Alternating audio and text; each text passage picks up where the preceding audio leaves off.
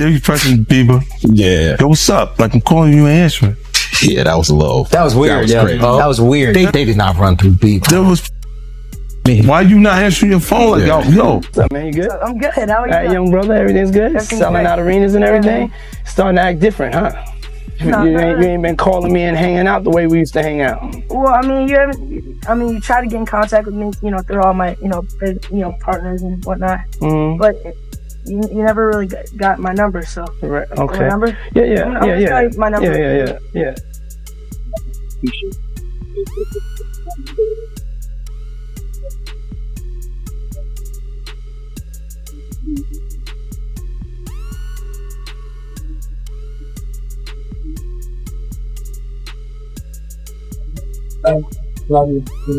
The conversation begins in a friendly way, with casual check-ins and talk about success. One person points out how fame has changed things, mentioning missed calls and less time together. What sounds like light banter quickly reveals distance and awkwardness that wasn't there before. For years, moments like these were ignored. Short clips circulated online, treated as jokes or harmless footage. Very few people stopped to question why someone so young was always present in adult settings. It blended into the background until attention was drawn to unseen footage connected to a streaming project, which shifted how people viewed those moments. When asked about their relationship, the answer stayed unclear. It wasn't business, just a strange kind of friendship.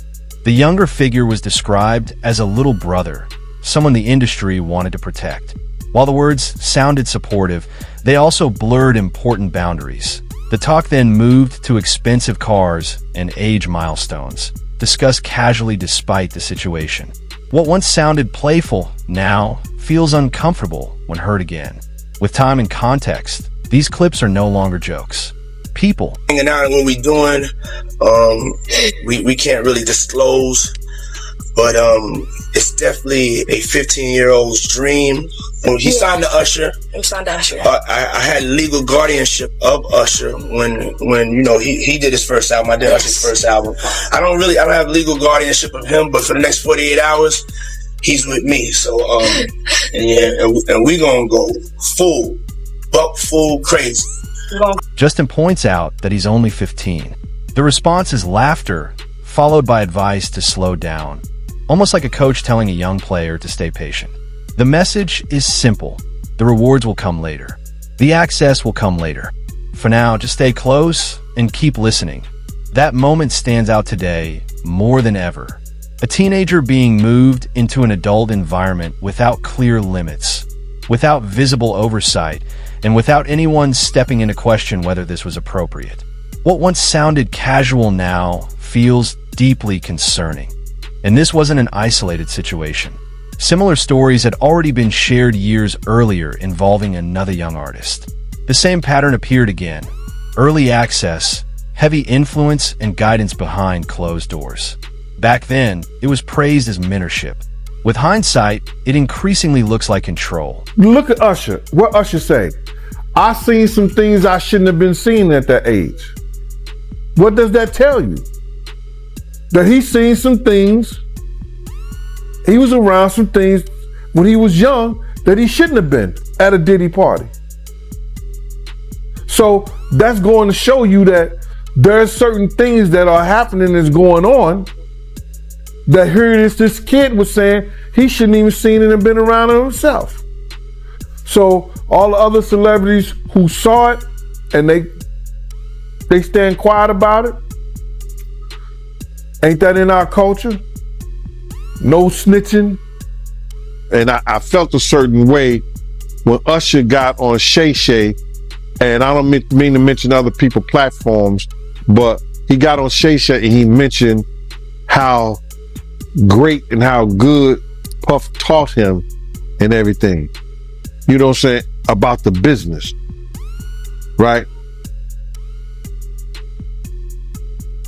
I know, and people know, that was around that in that time that Puff and Usher did have a situation. And that situation led Usher to the hospital. Now I let Usher explain that to y'all. I let Usher tell that story. But how dare you say a man that groomed you gonna give him a pass? Bro, you know Video clips showed Justin being drawn further into Diddy's inner circle. He's publicly referred to as a little brother, lifted up with praise, and welcomed into a tight group. The atmosphere looks upbeat. Smiles, music, and celebration fill the room. But beneath that surface, the imbalance is clear. Justin is still very young, while the adults around him hold the power, set the rules, and control the space. Dropped the song, it went over our heads. It's actually about P. Diddy this whole time. Which video? The song Lonely. Let me see. Everybody knows my past. I was always needed black.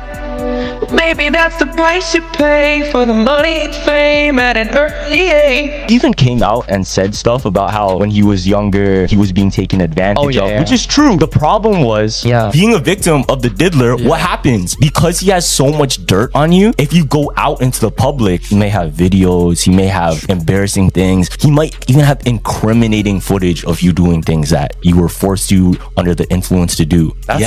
Justin's success was packaged as a dream story. A gifted kid rising to the top overnight. What the public didn't see was how young he really was, moving through spaces controlled by powerful adults where approval mattered more than comfort. In that environment, pushing back wasn't safe, and asking questions could quietly shut doors. For years, rumors surrounded Diddy. Stories circulated behind the scenes about pressure, influence, and behavior that made people uneasy. A few spoke up privately, but public criticism was rare. When it did happen, it was often dismissed as jealousy or personal conflict. One of the loudest skeptics was 50 Cent.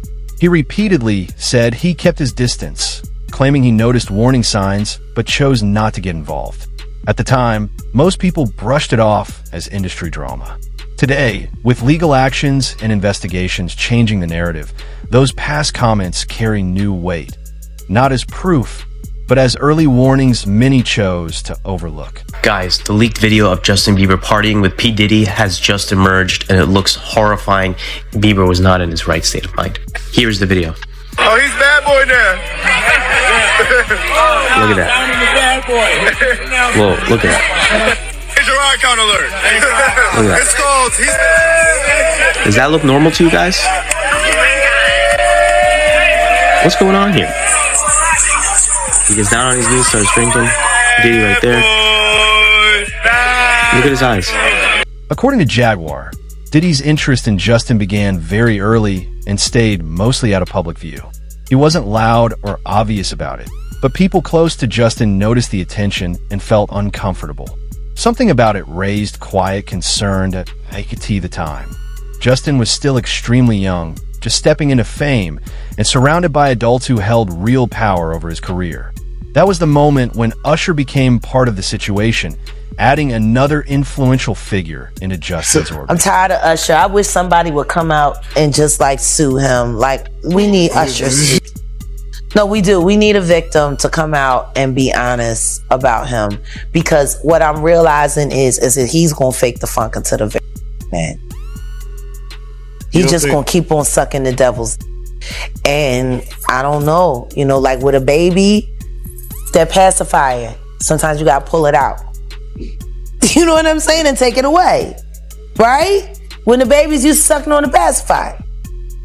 That motherfucker gonna keep sucking on that shit until you do what? Till you take it out the mouth. Now it's gonna scream and holler, but eventually it will get used to the fact that his mouth is no longer full with that object. And that it's time to just, you know, learn how to live without it. He been sucking on Diddy's dick a long time. It's time for him to learn how to make this thing happen without the devil's dick in his mouth or ass. You don't think if he sued, he'll just Lil Woody the situation and I don't recall? I don't recall. No, because I think if a victim comes out against Usher, it'll show how egregious this shit is. Because if he can be a predator, then anybody can be a predator. Jaguar alleges that Usher stepped in as both manager and guardian, taking charge of Justin's career with assurances of protection. From the outside, it appeared responsible, a proven star guiding a young talent under his wing. someone trusted, someone dependable. But according to Jaguar, that safeguard didn't hold. He claims the support faded, and Justin was left exposed to forces far beyond his control. Seeing that boy that got rushed to the hospital, they're not seeing what the intentions was in his heart when he took Justin Bieber there. Oh. Let's be honest. He took Justin Bieber there. Diddy had been trying to get to Bieber for a minute, and his management was backing him off. But it wasn't until Usher took over management and had guardianship and gave temporary guardianship to the diddler for 48 hours. Think about that. He had already been to the hospital. That situation that Gene was talking about. And you still took Bieber there. But you got custody of him first. Diddy had already tried. They wouldn't let him. Actually, someone made reference to the fact that Diddy trying to get at Bieber the way he was trying to get at Bieber was looking a little predatory. And then Usher came in and discovered it and managed him and got custody of him and promised to look after him. And then he sent him to the diddler. Does that sound like a good guy? It's horrible. Does that sound like a good guy? Now that we know what Diddy's really like. What kind of fucking asshole do you gotta be to take another boy, another talented boy, and put him in your place so it ain't gotta be you? This is where the narrative takes a more troubling turn. Jaguar doesn't focus only on Diddy's behavior. She also questions Usher's responsibility. She argues that when someone who once needed guidance grows up and then places another young person into the same unchecked environment, that isn't mentorship. It's repetition, a pattern being passed forward. The relationship between Diddy and Usher has long raised eyebrows. Over the years, Diddy has spoken publicly about their closeness during Usher's childhood, sharing stories that many now view as inappropriate in hindsight. At the time, those comments were brushed off as jokes or nostalgia. Point one live moment in particular stunned viewers. What was meant to sound like brotherly storytelling quickly crossed into uncomfortable territory. As the remarks aired in real time, confusion spread across the audience. People questioned why no one stopped the conversation, why it was laughed off, and why it was allowed to continue. Today, those clips are no longer treated as harmless humor. Replayed now, they highlight how normalized certain behavior once was, and how rarely anyone paused to say that something wasn't right. Usher look like he fresh off a goddamn plane. Usher fresh off the garden stage. That's my brother right here from day one. We used to wake up and pause, but like that's how. Back in the days when he was like 10 and I was a little bit older, his older brother, we used to fight over the frosted flakes. You know what I'm saying? Before pause was invented. You know what I'm saying? But it's my brother for real. We used to actually wrestle off of the frosted flakes because he used to always get up early with me. Now he's one of the richest stars in the world. And what did Puff just say? Nobody's gonna acknowledge this with me. Puff just said we used to wrestle over the frosted flakes, and we're streaming live. That was stupid. Listen, that was stupid. Listen, having a good time. Usher is a procurer, and if Usher knew what was gonna happen to any of those young children that he took to the Flavor Freak off, is he a good guy? Especially considering what happened to him. Especially considering that he sat Howard Stern and Howard Stern said, would you send your kids to Puffy's Flavor Camp? And his immediate response was, hell no! So it's good enough for everybody else's kids, but it's not good enough for yours. Yours are just good enough to die in Lake Lanier with no real investigation. Got it? Like, these aren't good people! All right, Jeff. He's not good. He's a. And the simple fact that And Justin Bieber literally made a public statement and said, Usher asked me to do the Super Bowl with him and I turned it down.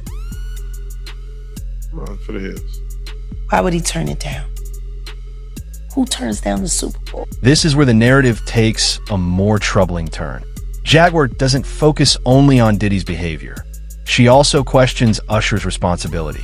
She argues that when someone who once needed guidance grows up and then places another young person into the same unchecked environment, that isn't mentorship. It's repetition, a pattern being passed forward. The relationship between Diddy and Usher has long raised eyebrows. Over the years, Diddy has spoken publicly about their closeness during Usher's childhood, sharing stories that many now view as inappropriate in hindsight. At the time, those comments were brushed off as jokes or nostalgia.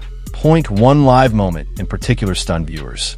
What was meant to sound like brotherly storytelling quickly crossed into uncomfortable territory. As the remarks aired in real time, confusion spread across the audience.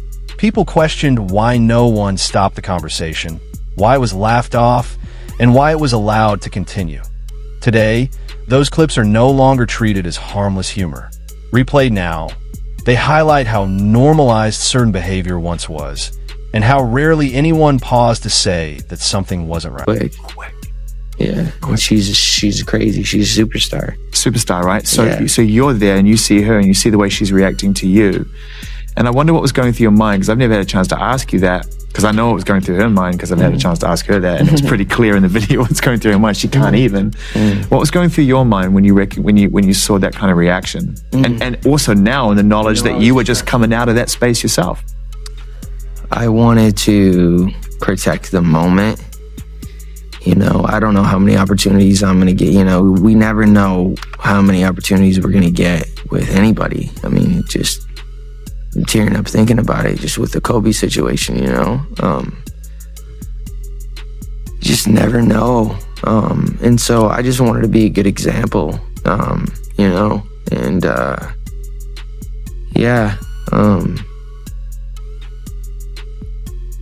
Did you feel protective of her? Yeah, I definitely feel protective of her. It was hard for me being that young and being in the industry and not knowing where to turn, and everyone, you know, telling me they love me and, you know, just turn their back on you in a second. So yeah, it's hard because I want her to know that, you know, she can count on me, but at the end of the day, I'm never gonna force myself to be in a relationship with her. It has to be natural, right? So I just kind of, you know, let her do her thing, and if she ever needs me, I'm gonna be here for her. But yeah, just protecting those moments, because people take for granted encounters, and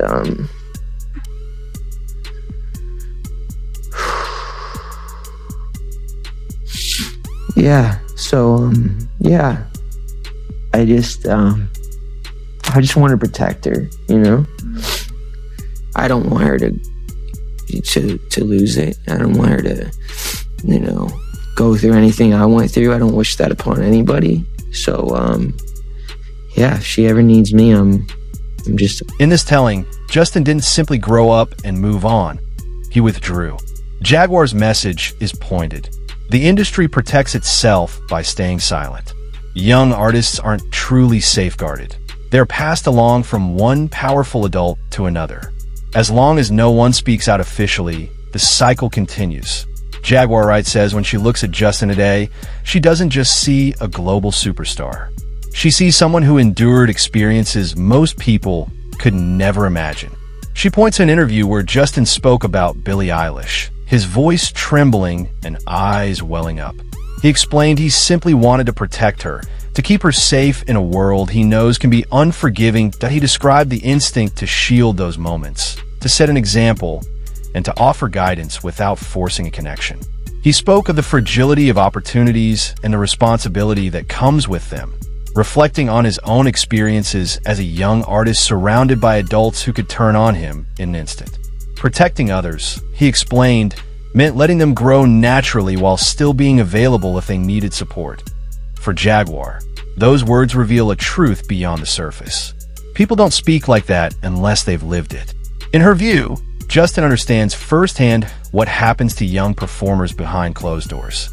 She says the industry was aware of these dangers, but largely looked the other way, allowing warning signs to be ignored while another generation of young stars entered the same environment. Justin Bieber, and he was talking about Billie Eilish. And he was like, he was broke, almost in tears. He's like, I just want to protect her. I just want to keep her safe. Yeah. What do you think he went through? Because he knows what's been happening to Billy. Just like everybody knew what was happening to Millie Bobby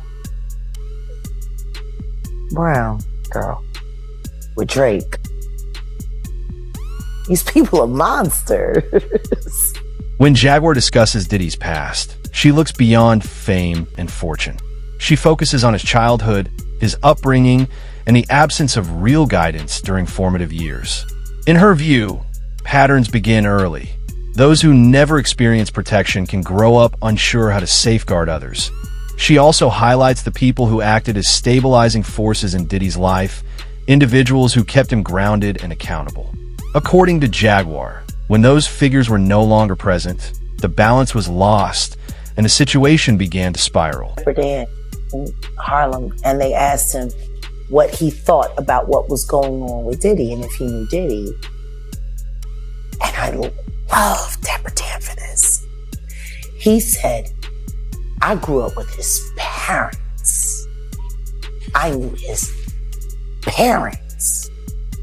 He said, and what's going on with him has been going on long before him. Now, his father was a government snitch and a bad actor in the criminal world altogether. The woman that they're saying is his mother was a prostitute, no whore. But there's whispers in the streets of Harlem that Diddy's mother isn't alive. Not his biological mother, that woman is his aunt. Whoa. There are whispers. Wait a minute. There are whispers. Diddy's story is so convoluted, but nobody really likes talking about who he was before he became Puffy. Nobody, I would love if I could be granted an interview with him. To interview Diddy now in his most raw state about his life up until the age of 15 only. Gee. We got to learn how to stop making Diddy's. What made him him? Now, his pedigree comes from rat background. His father was a rat snitch. Not revered. He turned on Frank Lucas, who was the king of Harlem. And yet, Diddy was able to, siphon off enough of that juice, just enough to get people, but he needed Gene. Think about this. Gene was more of a father figure to Diddy than he was a bodyguard. And Gene was more than a bodyguard, he was an investigator. So when they went separate ways, clearly, he couldn't hold up the act anymore. He ran into Dapper Dan in Harlem and asked him about Diddy, if he knew him and what he thought about recent events. Dan's response was striking. I grew up with his parents. I knew his parents. And what's happening with him now has been building long before he became famous. Dan shared that Diddy's early family life was complicated. His father was involved in criminal activity and was known as an informant, while the woman people identified as his mother may not have been his biological mother. Some say she was his aunt. The details of his upbringing remain unclear, and few people have publicly discussed who he was before fame. Jaguar has expressed interest in exploring Diddy's early years in depth, focusing on his life up to age 15 to understand how his environment shaped him. According to insiders, Gene played a critical role in Diddy's life, acting not just as a bodyguard, but as a mentor and investigator. When that guidance was gone, the stability crumbled. There are also claims that a tape involving Diddy and Justin Bieber exists, shared privately, and that it may involve another high-profile celebrity. While the existence of such a tape remains unconfirmed, multiple sources suggest it has circulated behind the scenes. Looking at any black guys that are A-listers that's bigger than Diddy, is only one that I could come up with. And there's a few I could come up with. Will Smith, he's bigger than Diddy. I would think Nick Cannon is bigger than Diddy. Who else on the black that are black actors or black in the business that's an A-lister that's bigger than Diddy, that's black? That's hard to think. But then if you got the A-listers, you know, you got to realize he ran with that black, that Rat Pack. And I don't want to even say their names, because they said I got their names wrong last time. What's his name? Kushner? What's the other guy? Leonardo? Yeah, his name. Man, I don't keep up with these cats. But I heard that that's not only the tape that's being shot.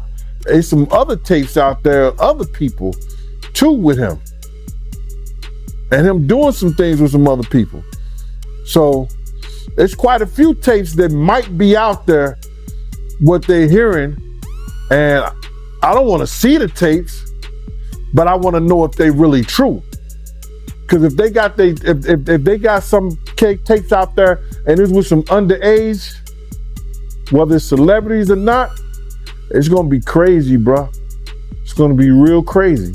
Whether the full story ever emerges or not, one fact stands out. These claims didn't appear out of thin air.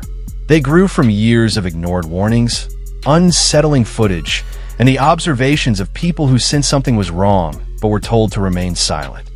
Once these moments are seen, they leave a lasting impression. Will Justin Bieber ever take formal legal action against Diddy? That question remains unanswered, but it's one the public is watching closely.